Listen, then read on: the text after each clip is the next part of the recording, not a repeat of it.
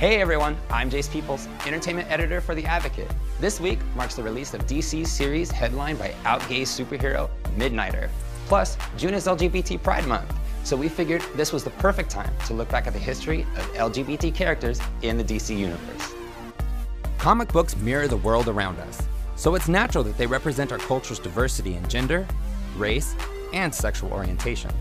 Gay, lesbian, bisexual, and transgender characters have long been a part of the DC universe, but their depiction wasn't always accepted. The Comics Code Authority was established in 1954 to regulate the content of comic books. Among other restrictions, the code banned any references to homosexuality. This resulted in the absence of gay characters, stories, and themes from the majority of publishers in the comics industry for over 30 years.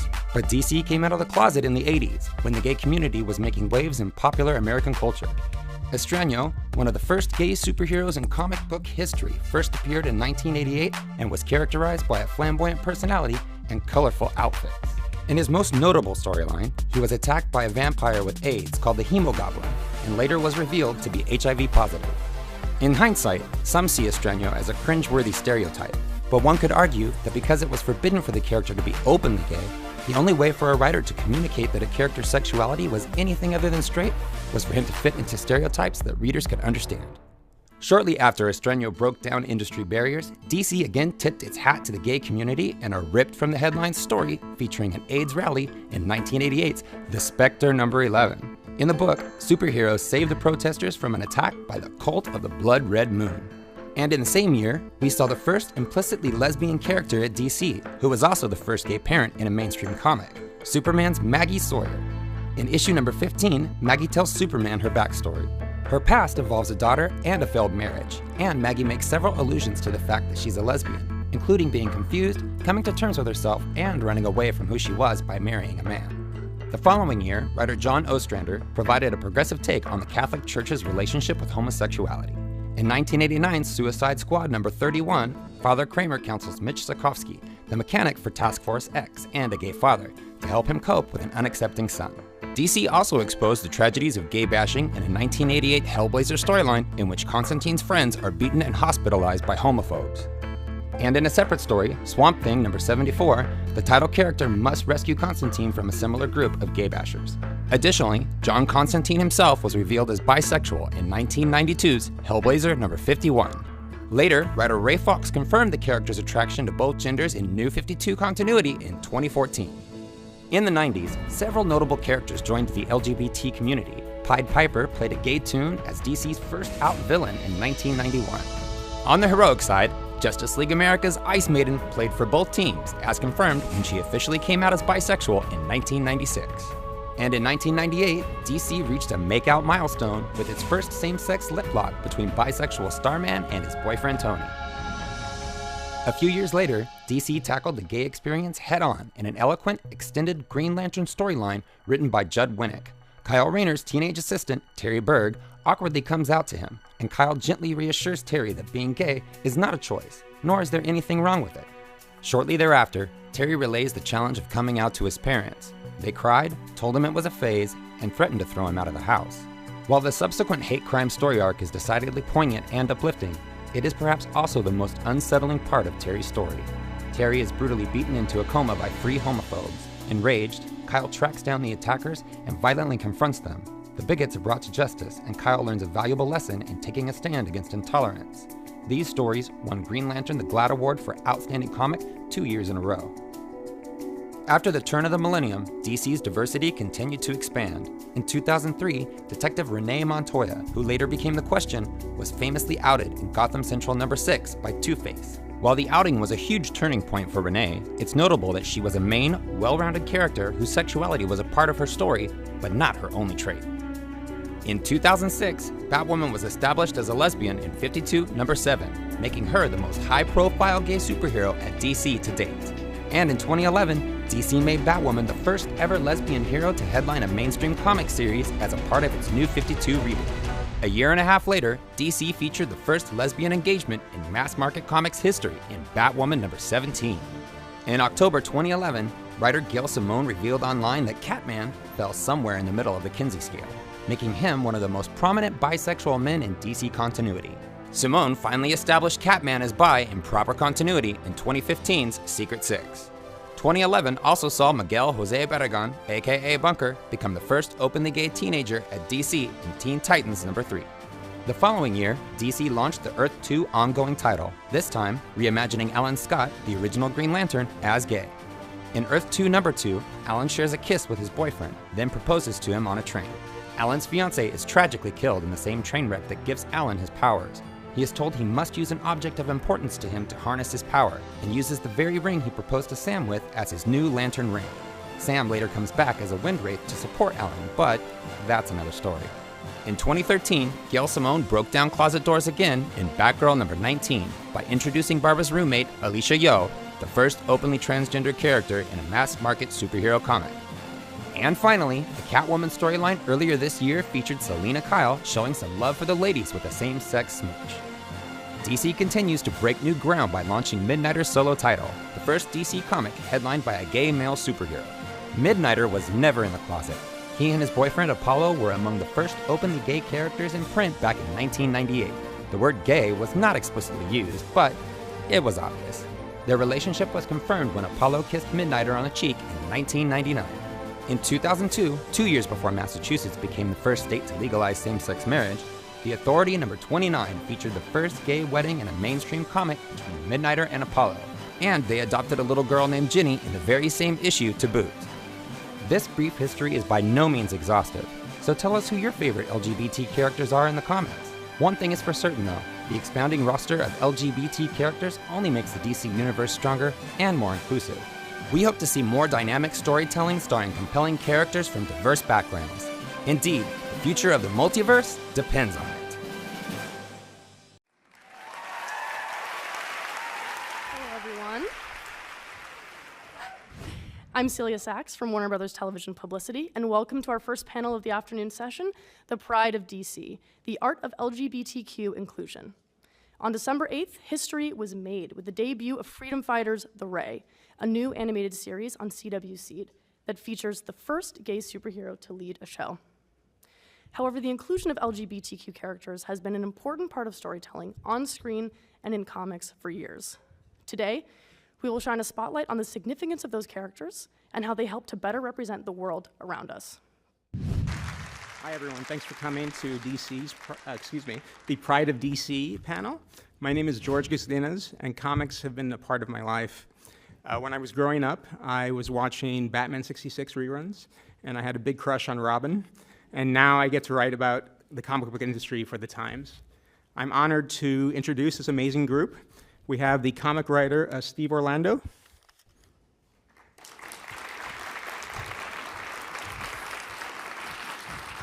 The comic writer, Marguerite Bennett.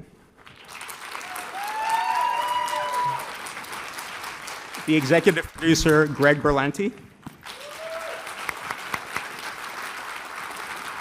The actor, Russell Tovey.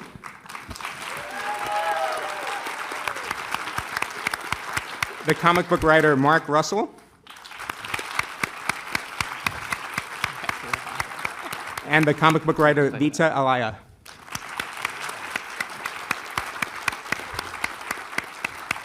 Oh, I'm too short. Oh, God. Thanks, everyone. I'm curious, when you're working on a new project, what's your approach to LGBT inclusion? Are we starting down the line or jumping in like tag? Jump in. Okay, can you repeat the question? Sure. When you're approaching a new project, how do you go about including representation? Personally, in terms of being able to write at DC, I've been blessed to be able to touch characters that are canonically, part of the Pride spectrum. But I think for characters that aren't necessarily explicitly out, if there is ambiguity, then you kind of just push it as far as you can. I mean, that's just me, though. I want to make it as queer as possible. As far as you can. I mean, that's just me, though. I want to make it as queer as possible. As far as you can. I mean, that's just me, though. I want to make it as queer as possible. Hello, everyone. I'm Celia Sachs from Warner Brothers Television Publicity, and welcome to our first panel of the afternoon session, The Pride of DC, the art of LGBTQ inclusion.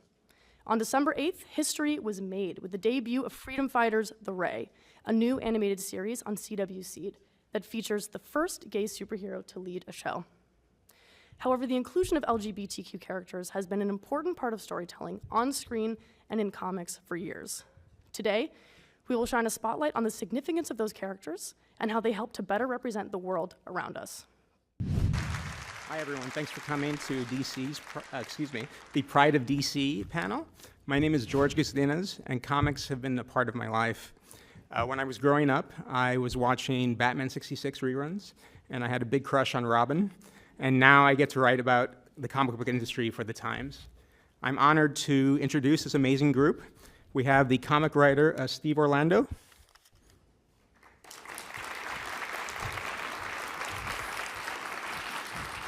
The comic writer, Marguerite Bennett. The executive producer, Greg Berlanti. The actor, Russell Tovey.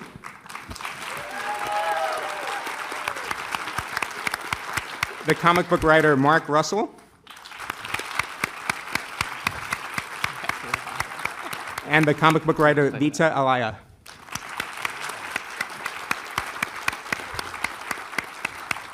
Oh, I'm too short. Oh, God. Thanks, everyone. I'm curious, when you're working on a new project, what's your approach to LGBT inclusion?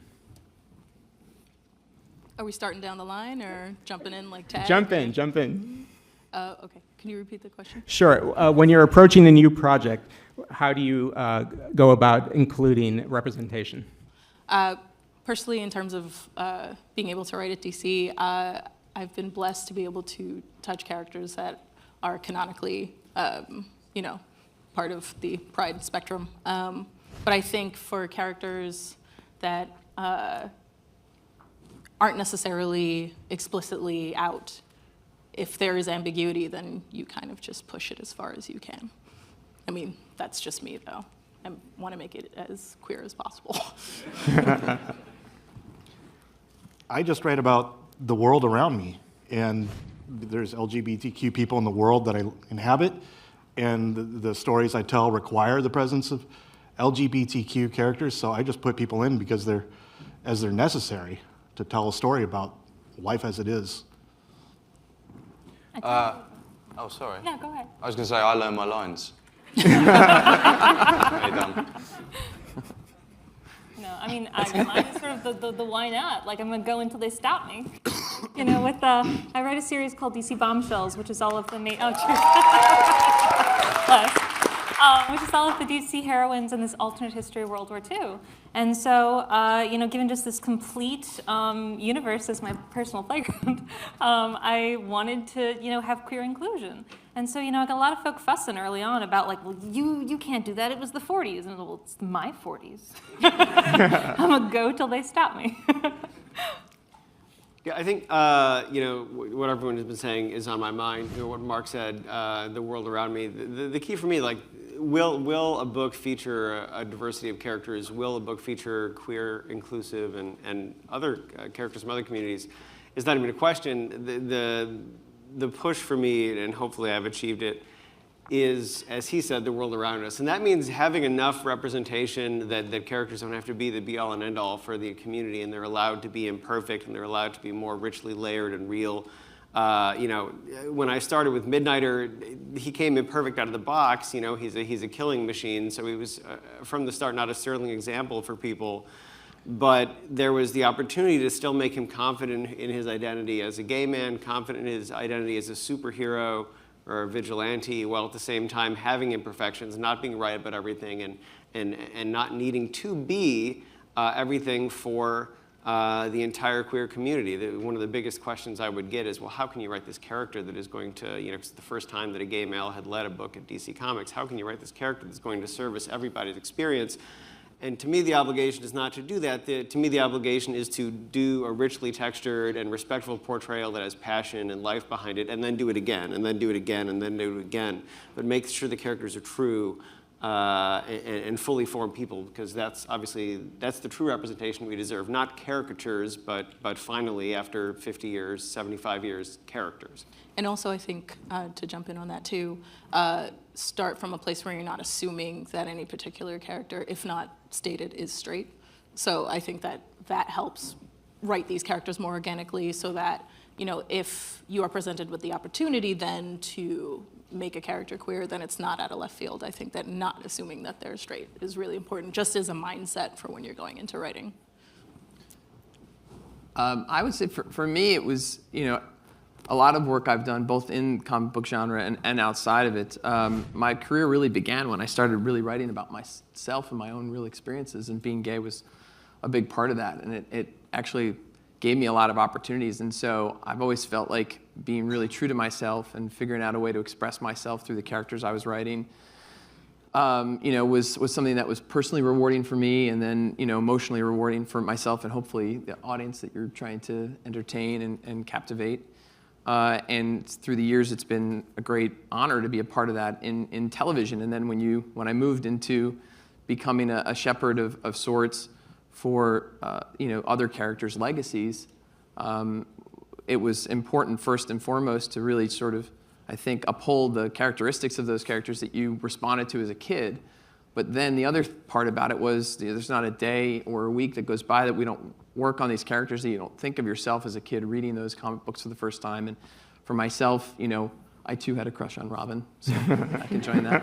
And a little something for the animated Aquaman, but I'm still working through that. I married that, actually. You've got very good taste.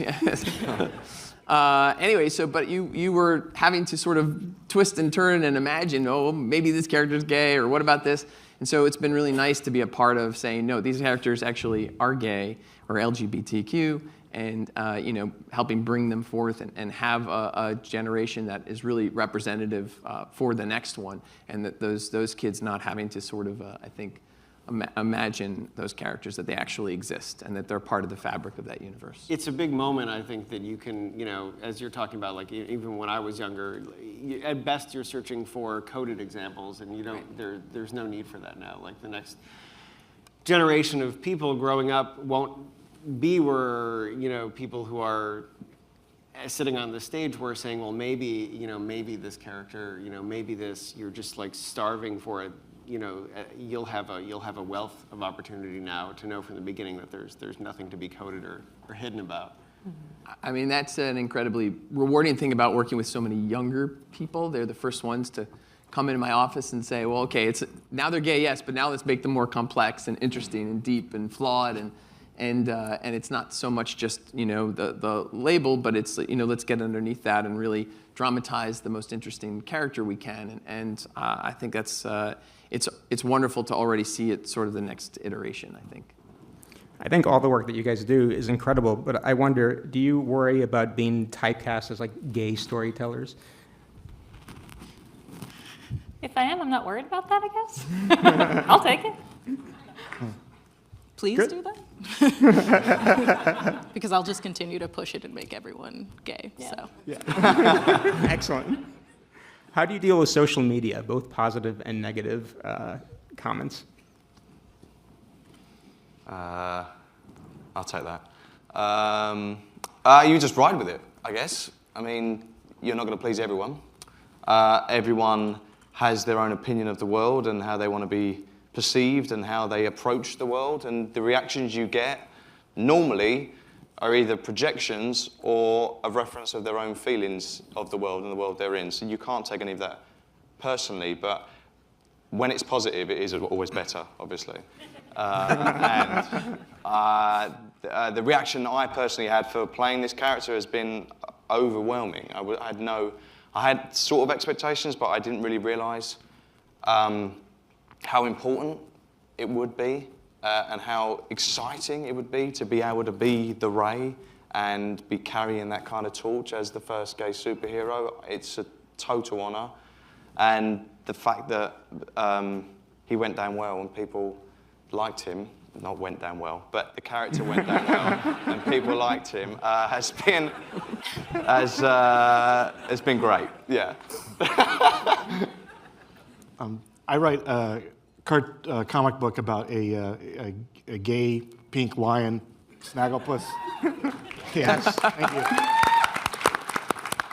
And one of my favorite moments in having written this was they posted an article about it on Comic Book Resources, and there's a picture of Snagglepuss kissing his boyfriend for the article. And one of the commenters wrote, "That panther better be female."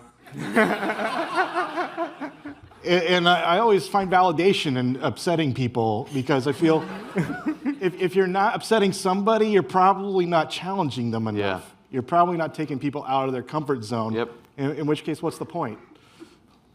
Agree. Steve, have you gotten a lot of feedback to what you're doing in Justice League? Yeah, a lot of feedback.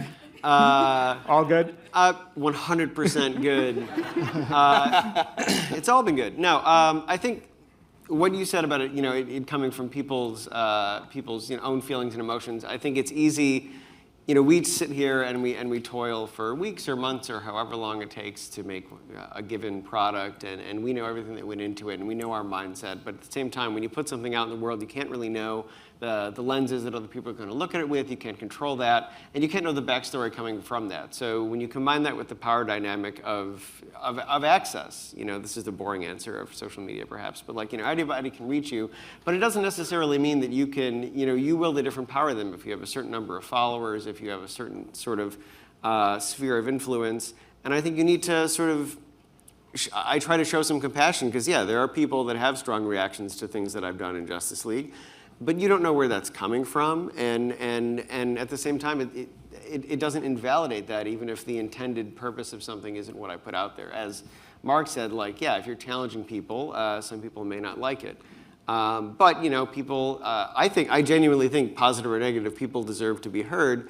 It doesn't, I think when responding as people who, all of us have a relatively large sphere of influence on social media, it's easy to think oh, I'm just a person, and you want to flip your finger up and you want to let them know what you want to send vitriol back, but at the same time, there is a power dynamic that I think is humbling to realize, and so I try to listen to everything. I don't always succeed. That's a total lie if I say that I am. But I do try to at least have perspective on what's really going on, because it's not two people discussing in a room. I try to, a creator from Albany once asked me after a local show, "Steve, come over here, you know about things," and that's always a terrible lead-in. And and he was "Explain punching down to me," and I was "Oh, geez," there were 5 minutes left in this show for me to explain punching down, and I was just trying to say sort of what we're discussing right now, that yes, if someone says it doesn't matter who it was, but if someone says "Go to hell, man," your work is a shit garbage fire, because certainly no one's ever said that to me. You can respond, but here's you with 10,000 followers. It's not him and you in a room. It's him and you and everybody that follows you that can pile on, and you don't know, maybe that person was just having a day. You don't know why that set them off, and I think realizing the power dynamic is more important. It was hard for me. I'm from upstate New York. If someone says something bad, I'm ready to say something twice as bad back. But you can't always do that. There's a responsibility inherent in what we do, both as creators putting this product out, but also interacting with people. I think too, not to reverse that, but also what I found is that if I demand empathy as well, I have to give these people empathy, but I also demand it. I'm going to talk to you as if you were a person, but if you do not respect me just as a basic human being, and if you can't get to a place where we can just be all right, well, we agree or disagree or whatever, then I'm just not going to listen, because I don't owe someone the time and the abuse. No one gets to abuse you. So you can be I'm sorry that you're having a bad day, but I don't have to listen to you tell me to go to hell or call me the very colorful names that people come up with. Talented. Talented, Yeah. We mentioned Robin and Aquaman earlier. Are there characters that you remember from your childhoods that you identified with and maybe wanted to have them be queer? Moan L, drawn specifically by Renato Guedes in the James Robinson run. That was very quick. Not to be too specific about Oh goodness, I mean, poison ivy, and it was like this one vein right here. Always win. Poor baby Marguerite did not know what was happening. Yeah, I mean, I guess the first character, regardless of my sexual attraction to the character, but like actually like my interest in the character was for me was the Flash and was Barry Allen. That was the one that he was, of all the DC canon, was the guy who just felt like an everyman and felt like I somehow connected with him. He was a science geek. He was a nice guy. He was in awe, as much in awe of the things that were happening to him and around him as I was as the reader. And it felt like at the time like it was like pre-fanboy. It was like he felt like one, and the spirit of that was what sort of drew me in. I think in terms of like being a 13-year-old kid hiding in the back of a comic book shop, realizing I was gay probably at the same time that I was realizing I loved comic books.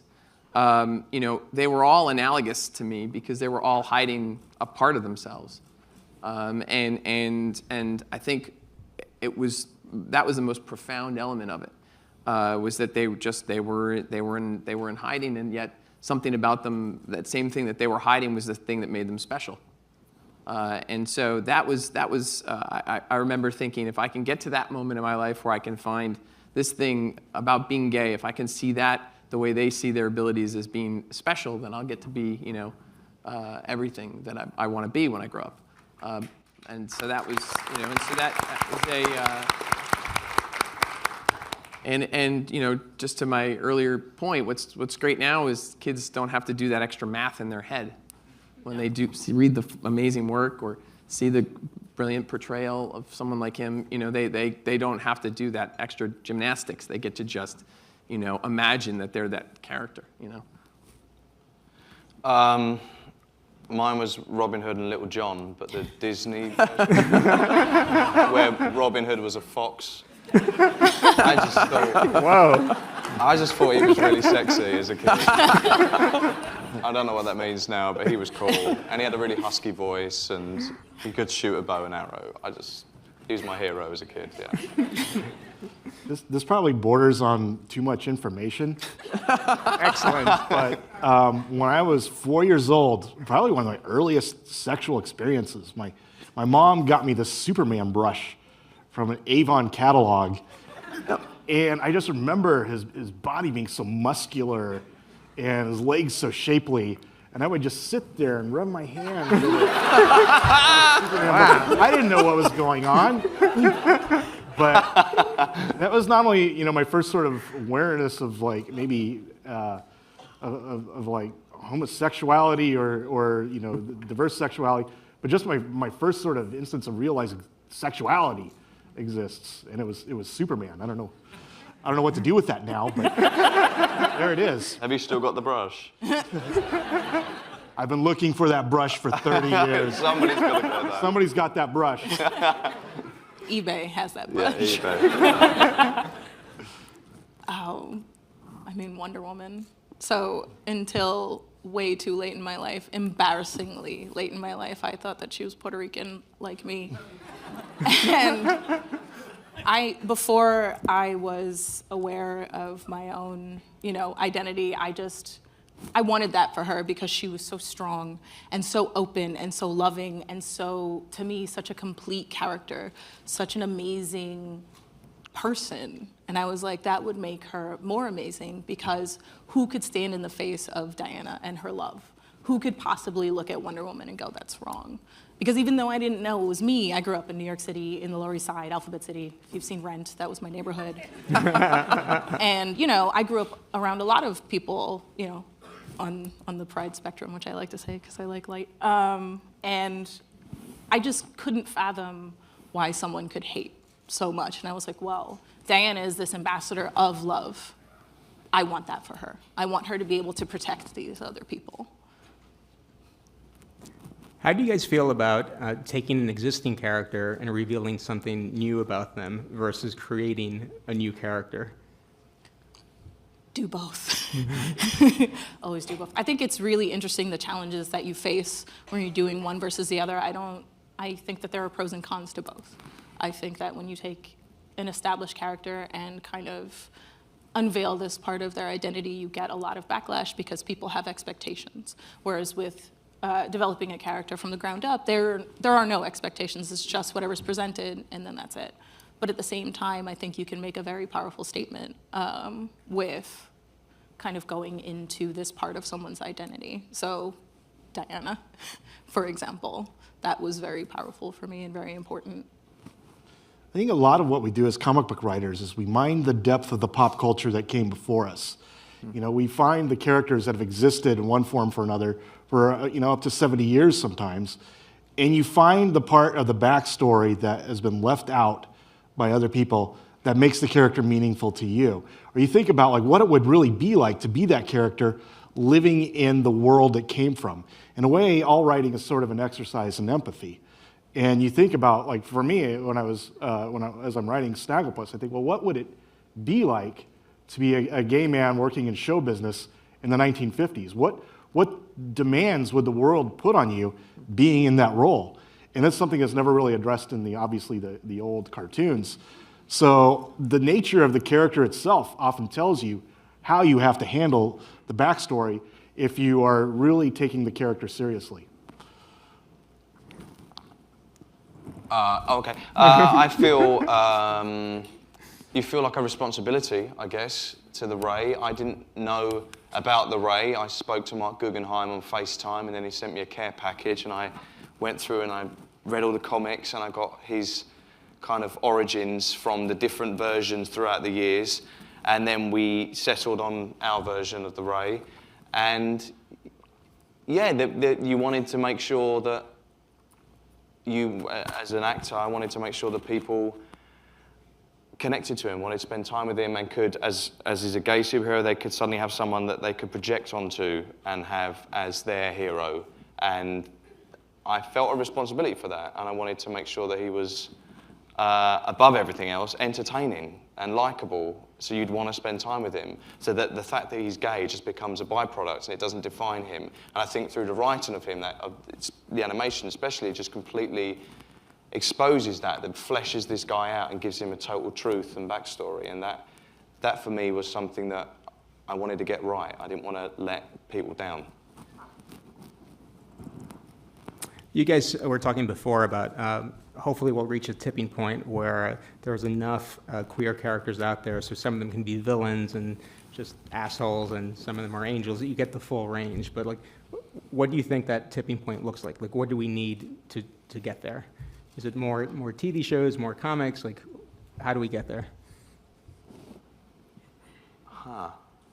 Well, I think we already feel a freedom to, explore different elements of the characters that happen to be LGBTQ.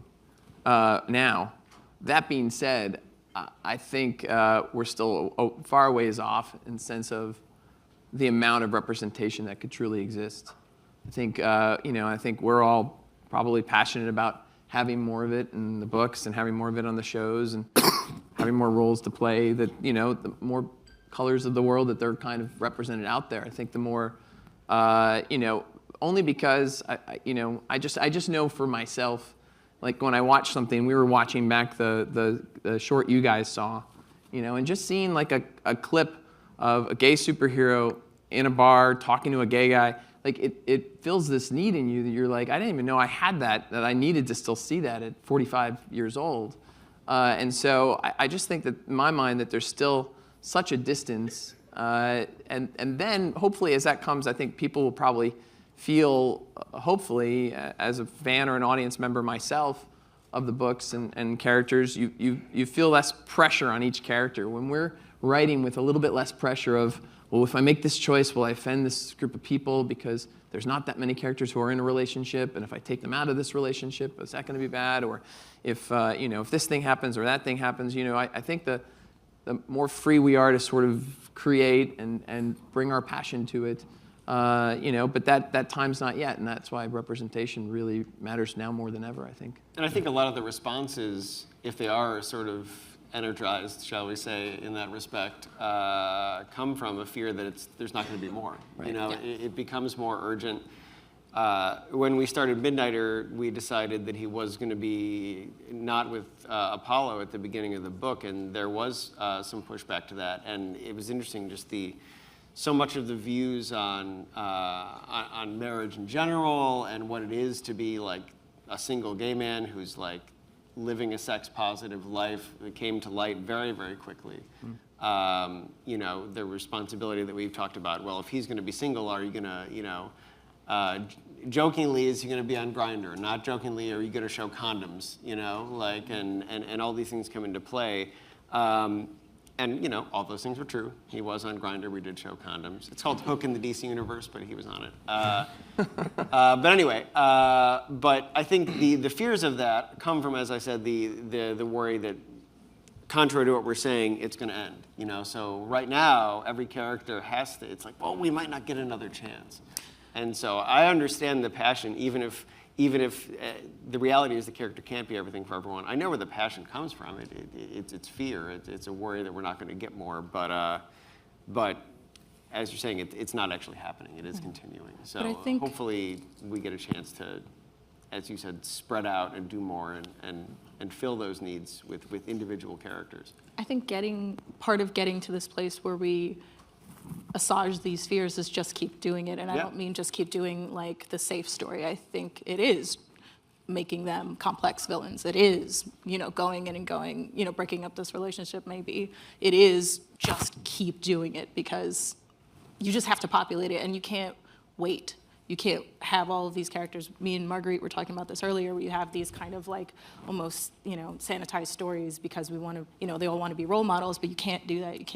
You just have to normalize like we do with everything else. Well, villains is a sticking point. I'd be interested to hear all of your opinions on it, because on one hand, obviously, like, it in some ways it's the last frontier, because I feel like as a creator, you can certainly have a queer villain, but he can't be a villain because he's queer. You know, it can't be the reason it can't be the signifier that he's evil. I just always remember, like, this is a terrible example because who would expect this movie to deliver something nuanced, but Rambo, the most recent one, it was like, you know, he's fighting some Southeast Asian dictator who is already, you know, a murderer and a totalitarian, but of course he's also a gay child molester, you know, with this protracted scene where he's about to, you know, do something bad to some young-looking villager, and Rambo comes in and, like, rips his throat out, you know? And, like, to me, that, without saying, that's not what we need. But his queerness was in there not as a neutral part of his character. It was the signifier of his evil. So I feel like, I don't know, I'm interested because, yeah, there's that worry that you're demonizing queer elements if you have someone who's a villain and who is queer, but there has to be, as you're saying, Vita, like, we have to go there. How do we go there? I mean, you exactly what you said. You don't make the queerness the defining villain part of them. That's, I mean, but I've seen that done before, and I've seen that done well, you know, in different instances where you're like that, either queer coding because we're all master decoders having come from generations before, but also, you know, more contemporary stuff where you're like, oh, that character is a terrible person but happens to be queer, but they're not out there, you know, showing that villainy through their queerness. So much of it is just more. I mean, just so, you know, each queer relationship won't have to stand in for all queer relationships. Each queer character won't have to speak to every experience. And, you know, I guess the finish line in my brain is where it gets to the point that, you know, cis, het, you know, white male is no longer the default. There no longer has to be, well, why is this character a woman? Well, why does this character have to be queer? Well, why does this character have to be black? Where it's no longer having to argue, you know, well, because people exist. I mean, I feel like that's a pretty basic answer. That is a question that I'm sure you've all got. You've got Vita, Marguerite. I'm sure you probably deal with it too, Greg, when you're pitching things to people. It's like when you're pitching a character, in my experience, if they want to be queer, there's the question of, well, you know, we're totally fine with that if it's organic to the story. And like no one would say, well, they can be straight if it's organic to the story. You just smile, you just go, it will be. Let me tell you. So that's what I want, is that no longer the immediate assumption is, this is, of course, the natural protagonist that you would have, and that you have to then validate and verify the reasons that there would be any deviation from this expected norm. I want to kill the idea that this is the norm. There are other norms. Folks. No, sorry. Very good. There are microphones set up. We're going to take questions from the audience if you want to line up. Awesome. Thank you so much for this dope panel. I really love the depiction of Mr. Terrific on Arrow. As a nerd, as a gay nerd, I love the representation of non-heteronormative superheroes, and to also add to the fact that it's a gay black man, it just resonates so much with me. With that in mind, I'm thinking about the ways in which invisibility is challenged first by identity validation, by first just having that representation. But the deeper challenge is to do away with the idea of monolithic depictions. And so as we see more and more characters who challenge the idea of heteronormativity, I'm wondering when it comes to within the development process, if there's a lot of thought given to still challenging the monolith. And oftentimes that monolith turns into, as you were saying, cis het white, or not het, but cis gay men, as opposed to the many other forms of queerness that are out there. Well, that was an incredibly intelligent question, and a fair and accurate one. I think there is. I mean, I think that's the part of what we're, I think, all feeling and talking about is the next sort of wave. I mean, I do think we don't have an active trans character across the shows, you know, and we had a trans actress playing a trans character in a show I did that was not a superhero show, you know, 11 years ago. And so I still feel behind the times every day on that issue. So, I mean, you know, and it's, so you're simultaneously, you know, in addition to this, you're also just trying to make the best show you can make, because that's where the real power, your power comes from to make those other creative decisions. And so, you know, if the characters are interesting and if you fill the rooms of the people you're working with in front of and behind the camera with diverse people that maybe didn't walk your walk in life and have lived a life that's different from yours, but you trust their passion, they'll bring those ideas to you the same way you just brought this great question, you know? And so we're very open to it, the people at, you know, where I work, and the studio and the network, to expanding the horizons of what it means to have this kind of representation. And we do it, we take that seriously as we take the actual DNA of the characters and the history of the characters seriously. And that's how, and the economics of that, as you explain it to everybody, are, well, the more that these characters represent the world that we all live in, the more people are going to want to read them and buy them and watch them and, you know, participate in them. And so, I guess the short answer of me answering your question is just yes. You know, like yes, we agree. Thank you. Thank you. We'll go to the left. Hi. It would be easy to argue that it's appropriate for an LGBTQ person to be writing or playing an LGBTQ character, much more sensitive to the roles and the issues. What I'm kind of worried about is there any chance of a backlash where they'll come back and say, well, frankly, it's inappropriate for an LGBT person to be playing a straight person. Are you worried about or writing about a straight person? Do you think there's any backlash that might come? I think that it becomes a false equivalence about power dynamics, because in order to survive, queer people have to learn to identify and function within a predominantly straight culture. But that is not true when these things are reversed. And so already there has to be a level of sympathy and understanding, you know, for queer characters, for straight characters, especially if that's all you've been given, you know, through your whole childhood, these like rare gems of queer representation scattered throughout. Where, you know, for a straight, you know, performer or writer, you know, looking into authentically depicting a queer experience, they have not necessarily had that level of experience or done that level of research. I mean, I do ultimately think that, you know, if you know, just do your damnedest. That, like, I'm down for anyone to try to write anything, but you have to be prepared to be criticized for it, and you have to just do it well enough. Is the big philosophy for me. As a non-LGBTQ writer writing a gay character, the way I approach this sort of struggle in my own mind is that if I want to work towards inclusivity, that really means two different things. On one hand, you need more LGBTQ characters in pop culture, in the medium, and on the other hand, it means more LGBTQ people creating and being involved in the creation process. And I think it's critical that we don't make those two goals enemies of each other. That we make sure that we're including more LGBTQ people in the creation of not only LGBTQ stories, but of stories and pop culture in general.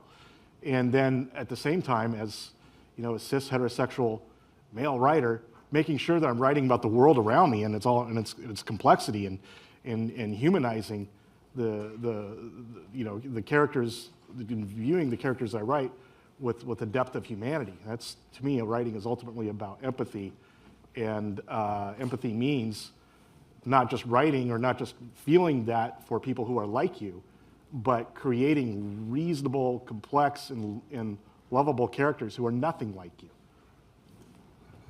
We'll come back. Hey, my question's for Marguerite. You work on both Bombshells and Batwoman, both phenomenal, obviously. Thank you.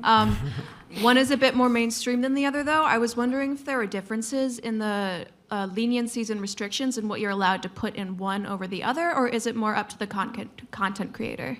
Oh, well, I mean, with Batwoman, I'm working within a larger universe, and so it's, one giant group project of all of these writers and artists and editors and, just everyone in-house working together to create a huge and functional universe, whereas Bombshells is my universe. And so I work mostly, with Jim Fletcher and Aunt Lucia, who are the designers for the new statues and merchandise coming out. And beyond that, the editors are wonderful, where it's like, this is maybe a little too dark, for the tone that you've set. They're wonderful in terms of story, but, they've given me so much freedom. And, I just, there wasn't like a moment where I was like, I'm gonna make everything queer. It just sort of happened. It was like, everyone is queer unless explicitly stated otherwise. But they've been nothing but supportive. And it's been really delightful just to, have this complete universe that's just, female and queer and brown and fun. Hi, my question is about today in particular. The last 3 panels that we've had have contained really relevant conversations, but they've separated out identities in a way that doesn't always reflect our lived experiences. So I was wondering if you all had advice on how we as an audience can demand representation that reflects and normalizes the intersection of our identities. Vote with your dollar. Buy the books that you see that are doing the things that you want, and support the people that are creating them, and really just spread that too. I think, like, hey, you should read this book because there's this character who, all right, so Steve and I are writing a book, co-writing a Supergirl issue, and there's a character who is brown and also NB, and that was really important to both of us because this is a complex character that doesn't have to be everything for everybody. It just, it was just a story that had to be told about this experience from this perspective.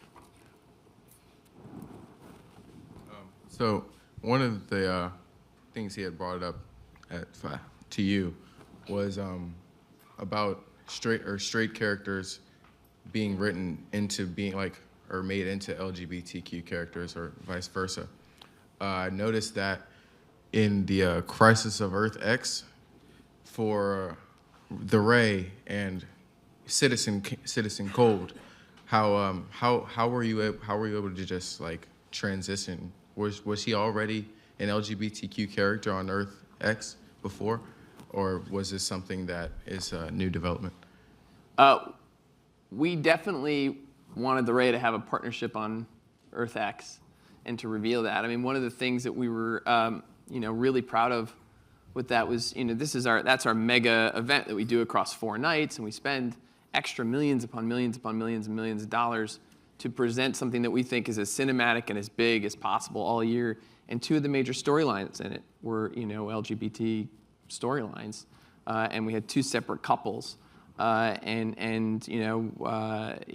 just, I've had a number of parents with kids call me and say that was the first time that they saw 2 superheroes kiss. And so those kind of things were exciting. So we knew that was part of what we wanted to do with that. We still wanted to make an incredibly entertaining 4 hours, of an event for everybody. And so Citizen Cold, and knowing that Wentworth Miller, who's also is an openly gay actor, was going to play the part, and that we could twist the character. I actually this is where my own comic book limited knowledge comes into play, because I stopped reading when I was about 19, 20 years old, and will only read certain comic books as they come through the office now. I don't know if Citizen Cold is gay in the comic books. I know we wanted him and had him be gay on Earth X, but I don't know if you guys know better than I do. If he's, he might be now. Well, the Ray came about because CW Seed said we want to have a gay character that we want to do on CW Seed, as we did with Vixen last year, and so we went to DC, and they mentioned, how about the Ray? We started working on it, you started working on it, and so sometimes it happens the other way too, where we're all in concert. Star Labs. Hi, I've been a Russell fan since Being Human days. Oh, yeah, thanks. Way back. And with the Ray, I actually got to sit down my 13-year-old and my 11-year-old and watch the Ray.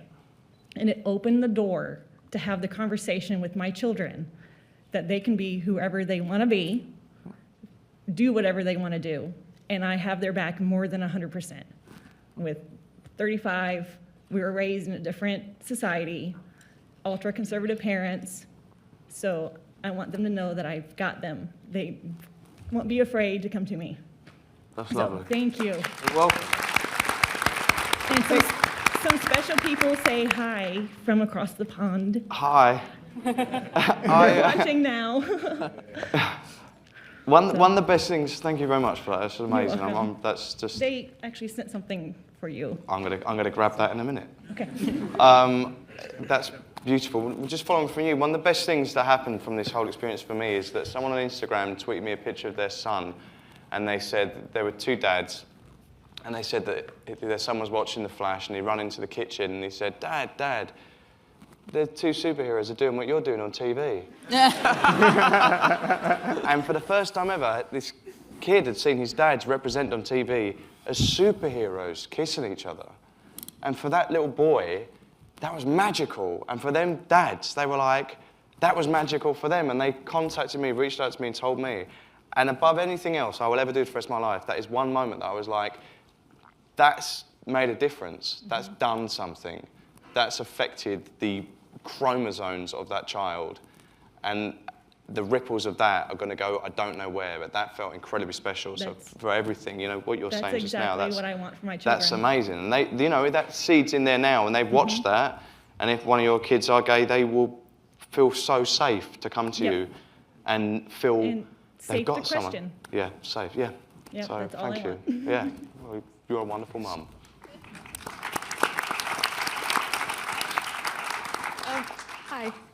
How do you incorporate different parts of their characters that you write, personalities and their bonds to their family or their loved ones, and use it to push them along their stories and help motivate them to do stuff that without those bonds or traits they might not have done?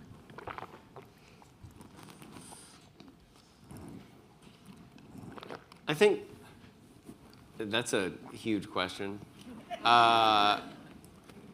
No, I think no, not at all. Don't apologize. How do you do it? Knowledge of the character. Character is action, and so you have to, in relation to, their a character's family makeup or supporting cast. You load that cast with drivers, whether they're positive drivers or negative drivers, and that informs a lot of the decisions, as you said, the characters will make. Who you want your character to be, and then you reverse engineer, at least that's what I do, how you want them to get there. And that comes from the positive, negative influences in their life in relation to their family. As I said, you want these, your family is such a strong motivator for us often in our adulthood. That is really your chance to seed the core characteristics of a character when you build that backstory. Were their parents supportive? Did they, were they not supportive? Look how many iconic characters where the entire web of their characterization comes from their parents. Needless to say, Batman. When they brought the flashback, they updated with the murder of his mother because you need that flashpoint, no pun intended, that sent them on the path. Same with Hal Jordan's father dying. this is where, and many times, like those are that's where the seed is planted of everything else that is going to come out of these characters. So really, it's about just truly knowing the core of your character and the world they inhabit. That's our job anyway, I think. But when you know that, you know how to combine these different elements in a way that gives you the alchemy of story. Yeah, that's great. Guys, I want to thank everyone for coming. I'm being told that we're out of time, but thank you all for coming here. Thank you to all the panelists. Thank you.